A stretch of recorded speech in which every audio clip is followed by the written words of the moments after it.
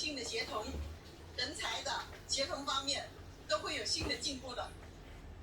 最近內地有科技企業一連2日發布人形機械人同可以用做機械人老師嘅大模型兩項新產品。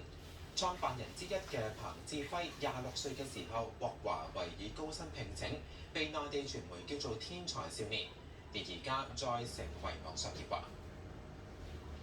識行識走，仲識得跑步。跳舞啊！跳舞都係小菜一碟，連小滑板車菜一碟啫。平衡車都操縱自如。呢一款通用人形機械人，亦都加入貼近人類嘅好奇心同注意力機制，以及肢體語言嘅動作機制。識唔識煮飯咧嚇？早上好，幫我倒杯水吧。